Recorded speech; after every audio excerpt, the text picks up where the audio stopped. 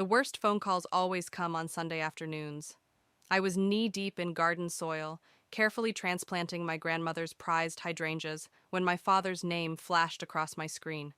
Something in my gut told me this wasn't our usual weekly check-in. "Nicole, honey, we need to talk about the house."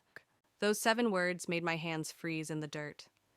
I'm Nicole Morrison, and this house, this beautiful Victorian with its creaky floors and secret reading nooks, has been my anchor for 29 years.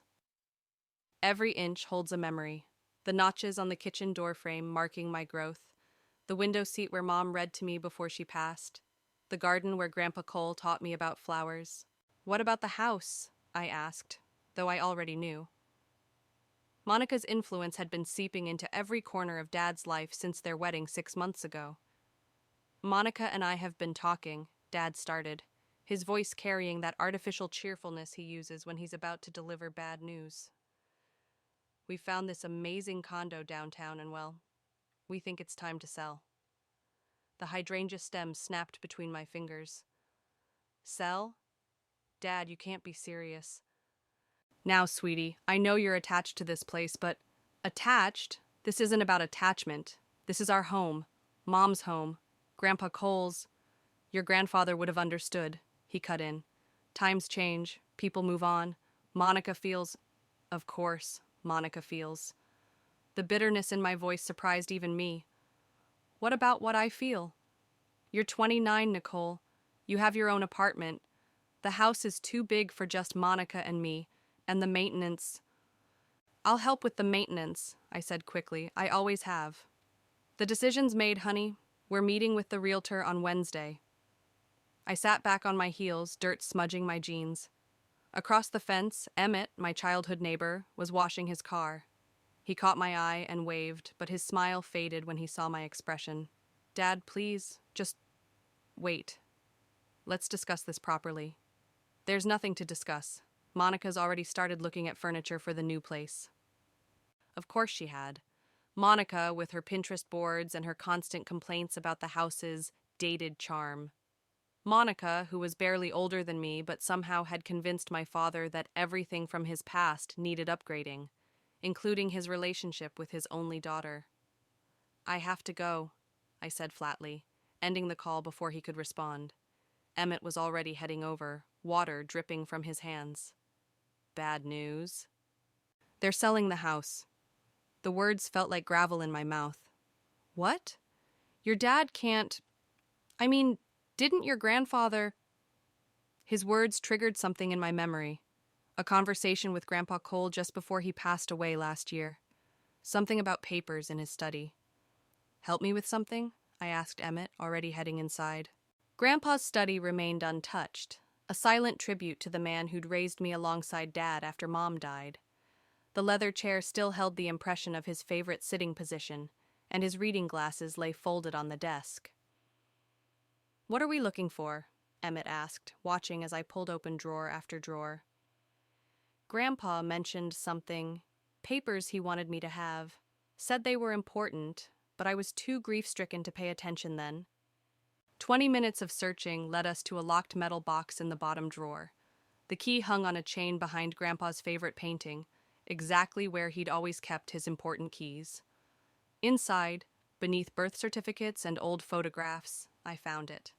A legal document, dated 15 years ago. "Oh my God," I whispered, scanning the contents. "Emmett, look at this." He leaned over my shoulder, reading aloud. "Hereby transfer 51% ownership of the property to my granddaughter, Nicole Morrison, to be accessed upon her 25th birthday, or my death, whichever comes later." My hands shook. He left me majority ownership. Dad can't sell without my consent. "Your grandfather was always 10 steps ahead," Emmett said, a slow smile spreading across his face. I clutched the document to my chest, years of legal paperwork from my paralegal job kicking in. This was legitimate. This was real. My phone buzzed, a text from Monica. "Found the perfect chandelier for the condo. Can't wait to leave this old place behind." I looked at Emmett, something hard and determined settling in my chest. "They want to sell? Fine. but they're about to learn that karma has a way of coming full circle. "What are you going to do?" he asked. I stood up, already pulling up Elena Kelly's number, the attorney who'd handled Grandpa's will. "I'm going to buy them out, every last share, and then we'll see how Monica likes house hunting when she's the one being shown the door." Elena's office smelled like leather and lemon polish, exactly how I remembered it from Grandpa's will reading. She studied the document through her wire-rimmed glasses, occasionally nodding as she turned each page. "Your grandfather was quite thorough," she said, looking up at me. "This is completely legitimate. You've owned majority shares of the house since your 25th birthday." "And my father never knew?" Cole was explicit in his instructions. The information was to be revealed only if someone attempted to sell the property. She pulled out another folder. "There's more." My heart skipped. "More?" "Your grandfather left detailed records of Monica's background. He hired a private investigator shortly after your father started dating her." The folder contained photographs, bank statements, and court documents. My hands trembled as I flipped through them. 3 previous marriages, Elena read from her notes. All to wealthy men over 50, all ended in divorce within 2 years. Each time she walked away with significant settlements. "She's a gold digger." The words tasted bitter, and Dad fell right into her trap. "There's something else you should know." Elena leaned forward. "Your father's been making inquiries about accessing his retirement funds early. Significant withdrawals. The implications hit me like a punch to the gut. For the condo down payment." My phone buzzed. Felicity calling. I'd texted her the basics earlier. "1 sec," I said to Elena, answering the call. "Fel?" "Nicole, you need to get to the Grove right now," Felicity said, her voice urgent. "Monica's here with some woman, and you're going to want to hear this conversation." The Grove was the upscale cafe where Monica always met her friends. I looked at Elena, who was already gathering the documents. "Take these copies," she said. "And Nicole, be careful. People like Monica can be dangerous when cornered." 15 minutes later, I slipped into the Grove, spotting Felicity at her usual corner table. She was supposedly working on her laptop, but her attention was clearly focused on the table behind her, where Monica sat with a blonde woman I'd never seen before. I ordered a coffee and sat with Felicity, positioning myself to hear their conversation. "Just need to push the sale through quickly," Monica was saying. "Once we get Randall's retirement money for the down payment, we can—" "But what about his daughter?" the blonde asked. "You said she's being difficult." Monica's laugh was sharp. "Please, Nicole's just being sentimental. Once the house is sold, I'll convince Randall to invest the proceeds in my new business venture. By the time I'm done, he won't have anything left to leave her anyway." My coffee cup froze halfway to my mouth. Felicity reached under the table and squeezed my knee. "And then?" the blonde pressed. "Same as always. Once the money's secured, I'll find a reason to leave. Poor Randall, devastated by another failed marriage." Monica's voice dripped with mock sympathy. "But by then, I'll be set up nicely for my next investment." Felicity's hand tightened on my knee as I started to rise. "Wait," she whispered. "There might be more." "What about the house?" the blonde asked. "That Victorian must be worth a fortune." "The location alone is gold. Once we sell, I'm pushing for the proceeds to go into a joint account. Randall's so desperate to make me happy, he'll sign anything I put in front of him." I'd heard enough. I pulled out my phone and called Elena. "How quickly can we arrange the buyout?" I asked when she answered. "I can have the paperwork ready by tomorrow, but Nicole, you'll need liquid assets. I have savings and my trust fund from Mom." I took a deep breath. "I want to buy every share except my 51%, whatever it takes. That's a significant investment. It's worth it." I watched Monica laugh at something her friend said, my resolve hardening. "One more thing. Can you find out who handles my father's retirement accounts?" "Nicole." "He's about to make a huge mistake, Elena. I need to stop him before she takes everything." After ending the call, I stood up. Felicity grabbed my arm. "What are you going to do?" "Everything Grandpa taught me about patience and strategy." I smiled, but there was no warmth in it. "Monica wants to play the long game? Fine. But she's about to learn she's not the only one who knows how to play." As we left, I heard Monica's voice one last time. By this time next month, we'll be rid of that old house and everything it represents. I thought of the document in my bag, of Grandpa's foresight, of all the memories embedded in those walls. No, Monica, I whispered. By this time next month, you'll be the one being rid of. Felicity linked her arm through mine as we walked to my car. Your grandfather would be proud. He taught me well, I said, pulling out my phone to text Emmett. Never start a fight, but always finish it. The realtor's here, Emmett texted me Wednesday morning. From my car parked down the street, I watched a sleek BMW pull into our driveway. A woman in a sharp suit stepped out, carrying a leather portfolio. Perfect timing. I waited until she was inside before making my move. Dad's car was there, and so was Monica's overpriced SUV, Showtime. The front door was unlocked, voices drifting from the living room. I caught the tail end of the realtor's pitch.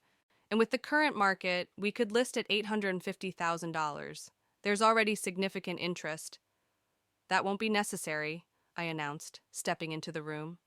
Dad jumped up from his armchair. Nicole, what are you... I'm here to stop you from making a huge mistake. I pulled out the ownership documents and handed them to the realtor. You might want to look at these before proceeding. The realtor scanned the papers, her professional smile fading. Mr. Morrison, you didn't mention your daughter holds majority ownership. Monica's perfectly made-up face twisted. What? 51%, I said, meeting her gaze. Grandpa's gift to me, which means this house isn't going anywhere without my consent. That's impossible, Dad sputtered. The house was in my name. Grandpa transferred the majority shares to me years ago. It's all legal and binding. The realtor cleared her throat. I can't proceed without Ms. Morrison's agreement. I'll give you all a moment. She hurried out, heels clicking on the hardwood floors. Monica stood, hands on her hips. This is ridiculous.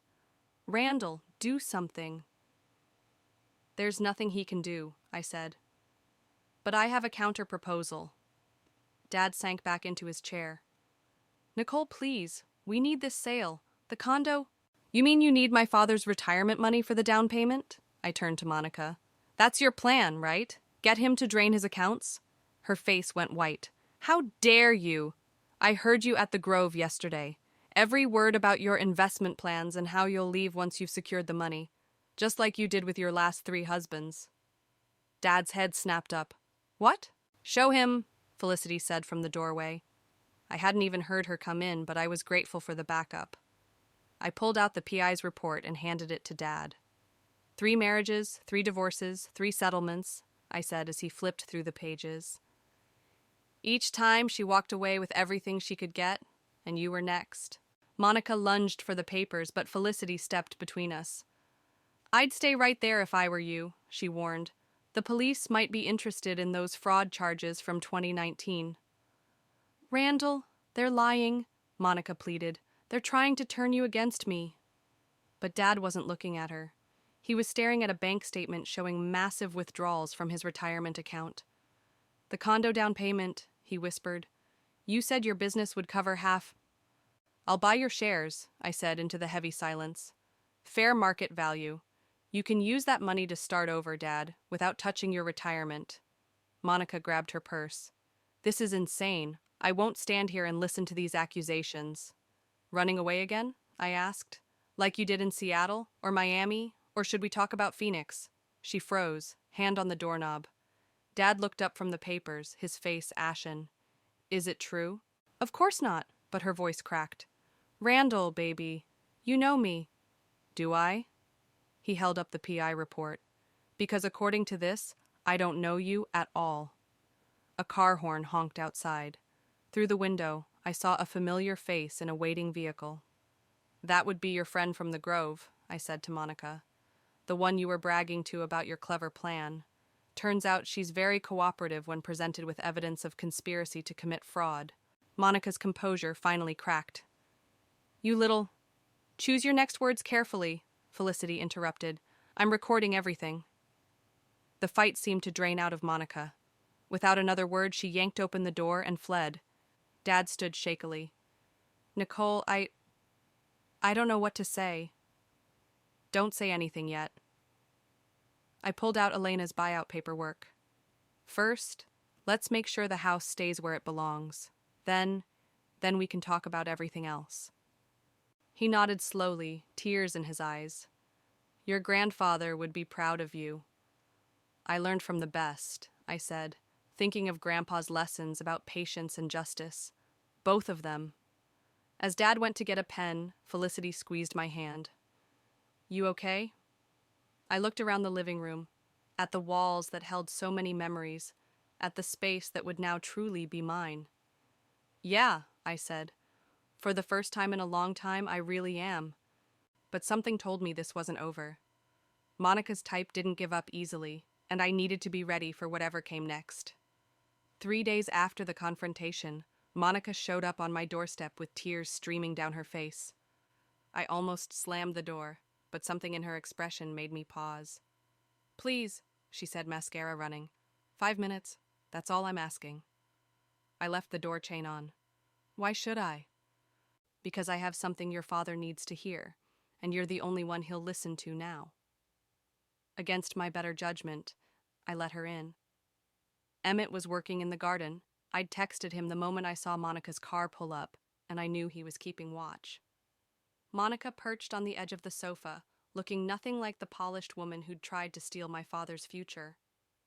I'm pregnant, she blurted out. The words hit like a thunderbolt. What? 6 weeks. She pulled out a sonogram. I found out yesterday. I studied the grainy image, my hands shaking. Is it really my father's? Of course it is. She looked offended. I know what you think of me, but I don't think I know. I set the sonogram down. 3 ex-husbands and their empty bank accounts prove exactly what kind of person you are. People can change. Her voice cracked. When I met your father, it started like the others. But something was different. He talked about you constantly, about this house, about family. Stop! I held up my hand. Whatever game you're playing. It's not a game. She stood up, pacing. I fell in love with him, okay? Actually fell in love. That's never happened before. And now? She pressed her hands to her stomach. Now everything's ruined. The front door opened, and Felicity walked in, stopping short at the scene. What's she doing here? Dropping a bomb, I said. She's pregnant. Felicity's eyes narrowed. Convenient timing. I can prove it, Monica said quickly. Blood tests, DNA testing, whatever you want. I'll do it all. My phone buzzed, a text from Emmett. Your dad just pulled up. Perfect. This should be interesting. Dad burst through the door seconds later. Nicole, I saw Monica's car. Oh. He froze, seeing his wife. What's going on? Tell him, I said to Monica. She did, showing him the sonogram with trembling hands. Dad sank into a chair, face pale. A baby? He whispered. Our baby? I'll do any test you want, Monica repeated. I know I've lost your trust, but this is real. The timing is awfully suspicious, Felicity pointed out. Right when your plans fell apart. You think I planned this? Monica's laugh was bitter. I planned to be trapped in a situation where everyone hates me? Where I have to beg for a chance to prove myself? Prove yourself? I stepped closer. You were recorded planning to steal my father's retirement. How do you prove your way out of that? I can't, she shouted. I can't undo what I did or what I planned. But this baby? She touched her stomach again. This changes everything. Dad finally spoke. We'll need those tests. Monica nodded quickly. Of course, anything. And if it is mine, he looked at me. Nicole, I'll need your help. To not make any more mistakes. The weight of his trust felt heavy. I thought of Grandpa, of what he'd do in this situation. I have conditions, I said. Everyone turned to me. First, you sign a post-nuptial agreement, I told Monica, protecting Dad's assets, including his retirement. She nodded. Second, you agree to counseling, both of you, together and separately. Done, Dad said immediately. Third, I picked up the sonogram. If this baby is real, if you're really changing, prove it with actions, not words, because I'll be watching, and this time, I won't wait to protect my family.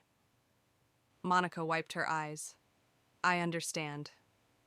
Nicole, Felicity warned, are you sure about this? I wasn't, but looking at my father's hopeful face, at Monica's apparent vulnerability, I thought about second chances, about redemption, about the kind of person I wanted to be. We'll take it one day at a time, I said, starting with those tests. As if on cue, Emmett appeared in the doorway. Everything okay in here? No, I said honestly, but maybe it will be. Later, after everyone left, Emmett helped me clean up the coffee cups. Your grandfather once told me something, he said, that true strength isn't in never falling, but in how you rise after each fall. I looked out the window watching Dad help Monica into his car. I just hope we're not being played again. That's why you have backup. He bumped my shoulder. We're not going anywhere. I nodded, thinking of the long road ahead. Monica might be telling the truth, might really be changing, or this could be her most manipulative move yet. Either way, I'd be ready, because this wasn't just about me anymore. It was about family, past, present, and possibly future. The DNA test results arrived on a rainy Tuesday morning.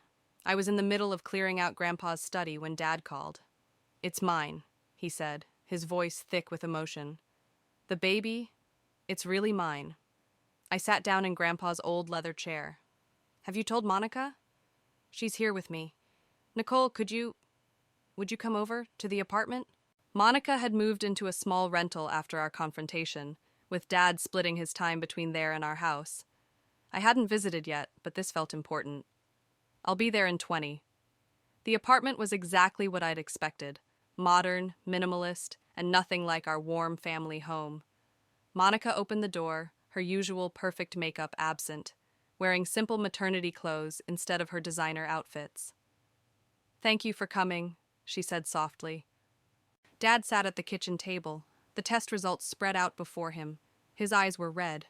So, I said, taking a seat, I'm going to be a big sister.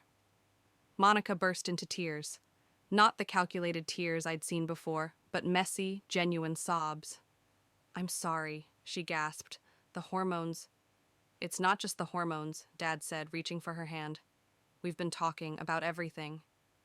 The counseling's been helping, Monica added, wiping her eyes. Making me face things I've been running from for years. Like what? I kept my voice neutral. Like why I target older men, why I can't trust love to last. She took a shaky breath. My father abandoned us when I was 8, left my mom with nothing. I swore I'd never be that vulnerable. So you became the one who leaves first, I finished. She nodded. But now, this baby. I can't run anymore. I don't want to. We'd like to try again, Dad said. Really try. With counseling, with the post-nuptial agreement. Everything you asked for. And the house? Is yours, Monica said quickly. Where it belongs. But we were hoping maybe we could be part of it too? Not living there, she added hastily, seeing my expression, but visiting, being family. The word family hung in the air. I thought of Grandpa, of his belief in redemption, of his lessons about forgiveness. My phone buzzed. Emmett checking in. I'd told him where I was going. Okay, I said finally, but we do this right. No more secrets, no more schemes. Agreed, they said in unison. And I'm keeping Elena as our family lawyer. The post-nuptial agreement needs to be ironclad. Monica nodded. I already signed it. Elena had it delivered yesterday. That surprised me. You did? I meant what I said about proving myself. She touched her stomach. This baby deserves better than a mother who runs away. Dad cleared his throat. There's something else. The counselor suggested, well, we'd like to contribute to the house renovations. Not to take over, he added quickly, but to be part of its future. I have some ideas, Monica said hesitantly. Not changing its character, just updating some things, if you're interested in hearing them. I thought of the peeling paint in the kitchen, the outdated wiring that Grandpa had always meant to fix. Show me, I said. She pulled out a notebook, not her usual expensive planner, but a simple spiral-bound one filled with sketches. The ideas were actually good, preserving the Victorian details while making the space more livable. These are really thoughtful, I admitted. I've been studying historical home renovations, she said, learning about preservation. Your grandfather had amazing taste. The mention of Grandpa didn't sting like it usually did when she spoke about him, maybe because this time she seemed to genuinely appreciate his vision. My phone buzzed again, Felicity this time. Everything okay? I texted back, getting there. Nicole, Dad said softly, I know we can't erase the past few months, but maybe we can build something new, all of us. I looked at Monica's sketches, at the way she'd carefully noted which original features to preserve, at Dad's hopeful face, at the subtle changes in both of them since the counseling began. One step at a time, I said, starting with dinner. Tonight, at the house, Emmett and Felicity will be there too. Really? Monica's face lit up. Really, but I'm cooking. No fancy catering. I make a decent salad, she offered. Nothing fancy, just something to contribute. Dad squeezed her hand, then mine. Thank you, honey. As I left the apartment, I felt lighter somehow. Not completely trusting yet, but hopeful. Maybe Monica really was changing. Maybe this baby would be the catalyst for healing rather than division. Or maybe I was being naive. But as Grandpa always said, sometimes the biggest risk is not taking one at all. The dinner started well enough. Monica's salad was actually decent, and Felicity managed to keep her skepticism mostly hidden behind polite smiles. But everything changed when Monica's phone wouldn't stop buzzing. Aren't you going to get that? I asked after the 5th notification. It's nothing, she said quickly, pushing her phone deeper into her purse. Too quickly. Emmett caught my eye across the table. He'd noticed too. The phone buzzed again, and this time, Dad frowned. Monica, if it's important, it's just work stuff, about the boutique. What boutique? I asked. Monica froze, fork halfway to her mouth. I've been meaning to tell you all. I'm opening a small business. A vintage clothing store. With what money? The words came out sharper than I intended. My savings, she said, and a small business loan. Dad's face darkened. You never mentioned a loan. Another buzz. This time Monica's phone screen lit up visibly through her purse, and I caught a glimpse of the name, Marcus. Who's Marcus? I asked. The color drained from Monica's face. Monica? Dad's voice was dangerously quiet. Who's Marcus? She grabbed her phone, but in her haste it slipped from her fingers. Felicity, quick as ever, caught it before it hit the floor. The screen was still lit up with messages. Don't worry about the money, Felicity read. Once the loan papers go through... She stopped, her eyes widening. Give me that. Monica lunged for the phone, but Dad got there first. He read the messages, his hands shaking. You're using my name as collateral without telling me? I can explain. Like you explained about the baby? I stood up slowly. Was that real, at least? Of course it was real. Tears sprang to her eyes. The baby is real, and so are my feelings for your father. I needed startup capital, and Marcus said... Marcus said what? Dad's voice cracked. That he'd help you forge my signature? That he'd process a fraudulent loan? It's not fraudulent, I was going to tell you... When? I demanded. Before or after you bankrupted him? Monica stood up, knocking her chair over. You don't understand. This was my chance to be independent, to prove I could make something of myself. By stealing? Emmett asked quietly. By building something real. She turned to Dad. I love you. The baby, the business. It was all going to be for our future. A legitimate future. There's nothing legitimate about fraud, Felicity said, already dialing on her phone. Elena, you need to hear this. Please, Monica begged. I'll tear up the loan papers. We can forget this happened. Like your other husbands forgot? I pulled out my phone, showing her the screen. I've been recording everything since your phone started buzzing. One copy is already uploading to the cloud. She collapsed back into her chair. The baby... We'll have one parent who respects the law, Dad said firmly. He looked older suddenly, worn. I want you out of the apartment tonight. Randall. Elena will contact you about custody arrangements. Until then, stay away from me. From all of us. Monica looked around desperately, but found no sympathy. Finally, she grabbed her purse and fled, leaving behind only the scent of her expensive perfume and the ruins of what could have been. I'm so stupid, Dad whispered when she was gone. Again. I fell for it again. No, I said, moving to his side. You wanted to believe in second chances. That's not stupid, that's human. The baby, his voice broke. Will have us, Emmett said firmly. All of us. That child is family, regardless of what Monica did.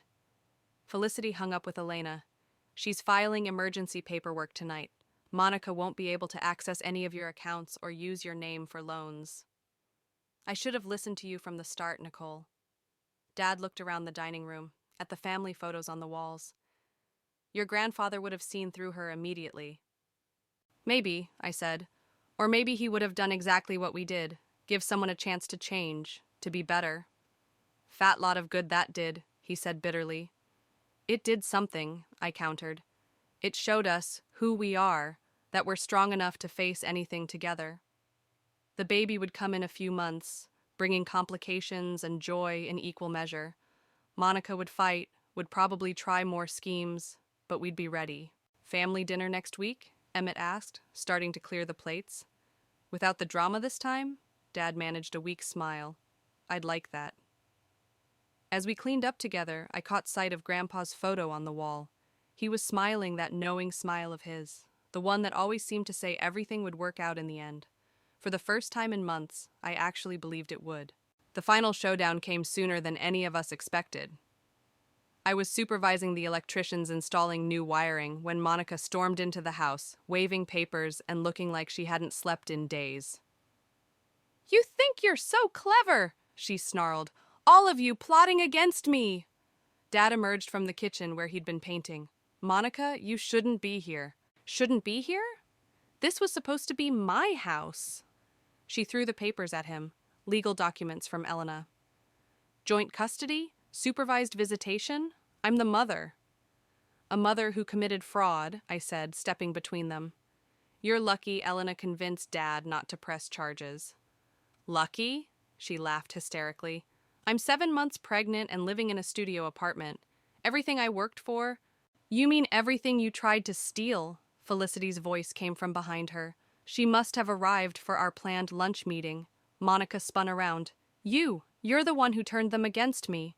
You did that all by yourself, Felicity replied calmly, phone already recording. Just like you did with your previous husbands. This was different. I actually loved. Save it, Dad cut in. The loan officer confessed everything.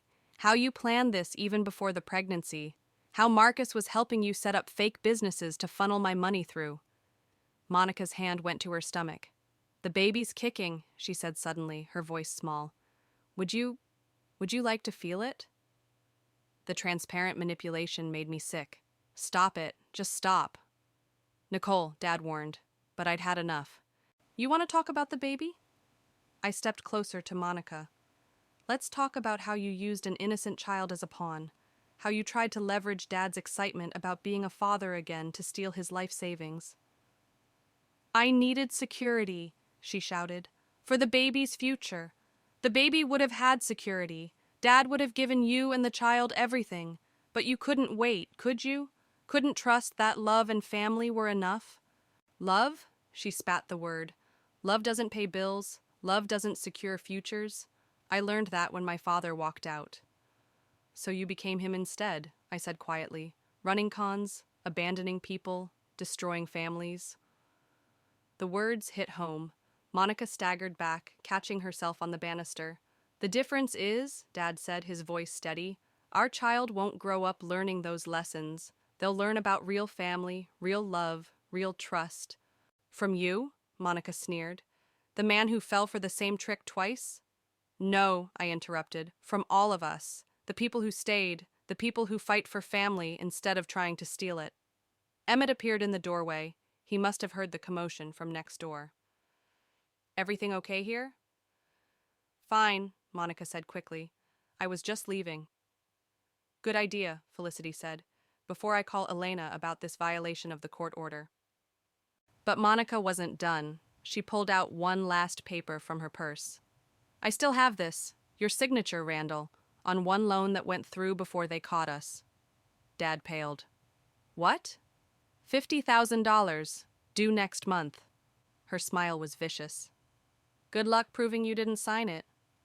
Actually, Elena's voice rang out from the front door, making everyone jump. That won't be necessary. She walked in, briefcase in hand. Marcus rolled over on you completely, Monica, provided all the evidence of forged signatures, fake businesses, everything. The DA is very interested. Monica's facade finally cracked. You're bluffing. Want to bet your freedom on that? Elena opened her briefcase. I have the arrest warrant right here. The officers are outside. As if on cue, 2 police officers appeared behind Elena. You can't, Monica whispered. The baby will be born in the prison medical facility, Elena said firmly, unless you want to make a deal. What kind of deal? Dad asked. Full confession, return of all stolen funds, supervised visitation only, and mandatory counseling before any custody arrangement can be considered. Monica looked around wildly but found no sympathy. Finally, her shoulders slumped. Okay, she whispered. Okay. As the officers led her out, she turned back one last time. I did love you, Randall. Maybe not at first, but I did. I know, Dad said softly. That's what makes this so sad. After she was gone, we all stood in silence, the half-painted walls and exposed wiring a testament to the work still ahead, both on the house and our family. Well, Emmett said finally, I brought pizza. Anyone hungry? The simple normalcy of his offer broke the tension. Dad laughed, a real laugh for the first time in weeks. Starving, he said. But first, let's finish painting this kitchen, together. As we picked up brushes and opened paint cans, I caught Elena's eye. She nodded slightly. Everything would be handled, legally and properly. The baby would come soon, bringing challenges we couldn't yet imagine. But standing there, surrounded by family, both blood and chosen, I knew we'd face them all, together. The nursery was the last room we renovated. I stood in the doorway, watching Dad carefully place Grandpa's old rocking chair by the window. Perfect spot, he said, running his hand along the worn wood. Mom used to rock you here. A baby's cry echoed through the baby monitor on my belt. Speaking of rocking, we headed down to the living room where Felicity was trying to soothe my baby sister. Someone's hungry, she said, handing the fussy bundle to Dad. Little Grace had Mom's eyes and Dad's smile. At 2 weeks old, she was already the center of our universe. Monica signed the final papers, Elena announced, walking in with a fresh stack of documents. Full custody to you, Randall, with supervised visitation after she completes her rehabilitation program. Dad nodded, not looking up from Grace's face. How long will she be in treatment? Minimum 6 months. Her therapist says she's actually doing the work this time. The doorbell rang. Emmett answered it, letting in the home health nurse who'd been helping us adjust to life with Grace. As she checked the baby's vitals, I caught Dad wiping away tears. You okay? I asked softly. Just thinking about your mom, about Grandpa. They should be here. They are, I said, touching the locket around my neck. Mom's locket, found in Grandpa's study during renovations. In all the ways that matter. The nurse finished her checkup. Everything looks perfect. You've got quite a support system here. We do, Dad agreed, looking around at our mismatched family. Felicity organizing baby supplies, Emmett installing a new baby monitor, Elena reviewing paperwork at the dining table. Nicole? Dad's voice was hesitant. Would you take Grace for a minute? There's something I need to show you. He led me to Grandpa's study, my study now, though I'd kept most of his furniture. Opening the desk drawer, he pulled out an envelope. I found this while cleaning. It's from your grandfather, dated just before he passed. Inside was a letter, written in Grandpa's familiar scrawl. My dearest Nicole, if you're reading this, you've already discovered the house deed and probably used it exactly as I hoped you would. You've always been the protector of this family, just like your mother was. The house is yours now, but remember, Its true value isn't in the walls or the land, but in the love it holds. I've watched you grow into an extraordinary woman, and I know you'll face challenges ahead. When they come, remember, family isn't just about blood. It's about the people who stay, who fight alongside you, who build something beautiful from the broken pieces. Take care of your father. He'll make mistakes, we all do, but his heart has always been in the right place. And take care of yourself. The house is your anchor, but don't let it become your prison.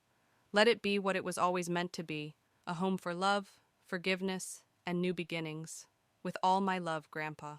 Grace started fussing again, and Dad took her back, swaying gently. He knew, I said, folding the letter carefully.